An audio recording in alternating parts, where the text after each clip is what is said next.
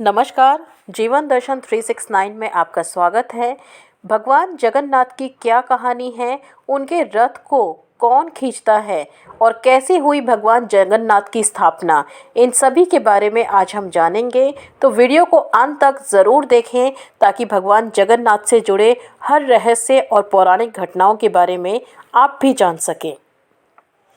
भगवान जगन्नाथ श्री कृष्ण के ही रूप हैं और इनके साथ उनकी बहन सुभद्रा, उनके बड़े भाई बलराम की मूर्ति की यहाँ पूजा की जाती है। वहीं अगर रथ यात्रा निकालने की परंपरा की अगर हम बात करते हैं तो स्नान पूर्णिमा के दिन भगवान जगन्नाथ का जन्मदिन होता है। इस दिन भगवान जगन्नाथ उनके बड़े भाई बलराम और बहन सुभद्रा को रत्न सिंहासन से उतारकर मंदिर के समीप बने एक मंडप में ले जाते हैं और यहाँ उन्हें स्नान कराया जाता है। यह स्नान 108 कलश के माध्यम से कराया जाता है और जब भगवान बीमार हो जाते हैं तो इनका शरीर तपने लगता है और इसके बाद इन्हें एक खास कक्ष में रखा जाता है और यहाँ भगवान को 15 दिनों तक रखा जाता है। इस दौरान प्रभु के कक्ष में जाने की अनुमति किसी को भी नहीं होती है, सिवाय प्रमुख सेवकों और वैद्यों को ही इसकी अनुमति होती है। उसके अलावा और कोई भी इस कक्ष में नहीं जा सकता है। इसी बीच भगवान जगन्नाथ के प्रतिनिधि अलारनाथ की प्रतिमा को स्थापित कर पूजा पाठ शुरू की जाती है। 15 दिन विशेष कक्ष में भगवान समय बिताकर जब बाहर निकलते हैं तो वे लोगों को दर्शन देते हैं। इसे नव यौवन नेत्र उत्सव भी कहा जाता है या इसके रूप में भी मनाते हैं, इसे उत्सव के रूप में। इसके बाद भगवान जगन्नाथ बहन सुभद्रा और बड़े भाई बलराम के साथ बाहर आते हैं और अपने रथ में विराजमान होकर भ्रमण के लिए निकलते हैं। भगवान जगन्नाथ और उनके भाई और बहन को कोई भी भक्त के रथ को कोई भी भक्तगण खींच सकता है। इसका आपको हर साल रथ यात्रा में इसका उदाहरण देखने को मिलता है, क्योंकि हर साल भगवान के रथ को खींचने के लिए हजारों भक्तों की होड़ लगी रहती है।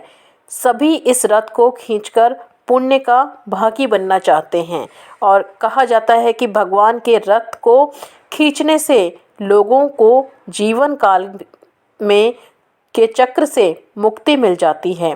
अगर हिंदू धर्म की बात करें तो भगवान के लिए सभी एक समान हैं, इसलिए रथ यात्रा में किसी धर्म, जाति या ऐसी किसी चीज़ों का कोई स्थान नहीं है। सभी एक बराबर माने जाते हैं। बल्कि इस मंदिर में की स्थापना कैसे हुई है, आइए हम ये जानेंगे। इसके पीछे भी एक बहुत ही रोचक कथा है।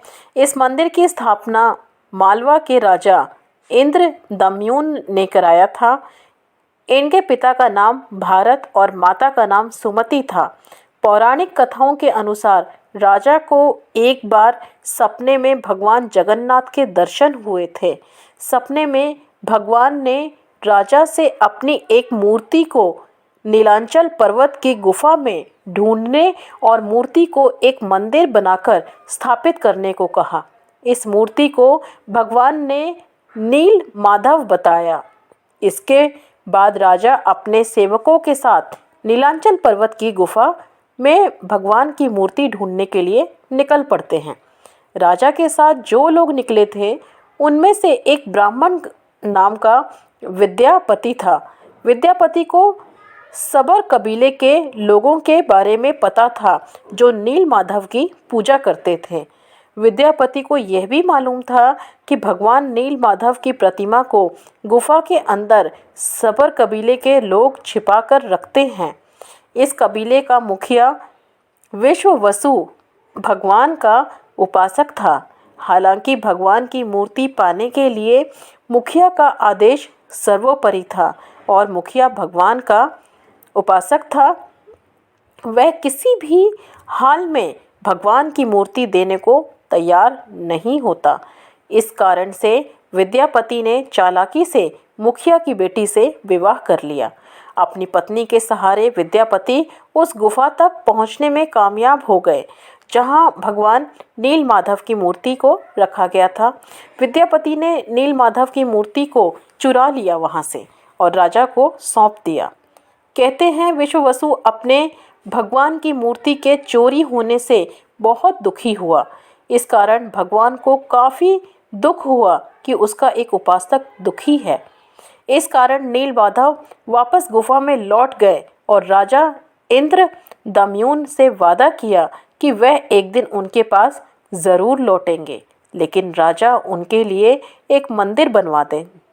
इसके बाद राजा ने मंदिर बनवाकर भगवान से विराजमान होने के लिए कहा, लेकिन तभी भगवान ने कहा कि द्वारका से तैरकर पुरी की तरफ आ रहे बड़े से पेड़ के टुकड़े को लेकर आओ, इससे तुम मेरी मूर्ति बनाओ।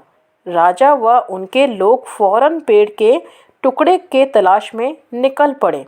लकड़ी का टुकड़ा उन्हें मिल गया, लेकिन वे उठाकर लाने में असमर्थ थे। तभी राजा को कबीले का मुखिया विश्ववसु याद आया। राजा ने विश्ववसु की सहायता ली। विश्ववसु लकड़ी को उठाकर मंदिर तक ले आए और फिर भगवान की मूर्ति उससे बनाई। तो उम्मीद करती हूँ कि भगवान जगन्नाथ और उनकी रथ यात्रा से जुड़ी ये जानकारी आपको आपकी आस्था और भक्ति को और अधिक बढ़ा दिया होगा।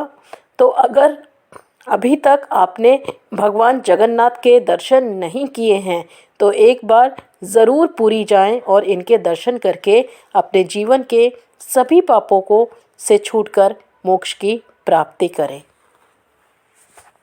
जय जगन्नाथपुरी।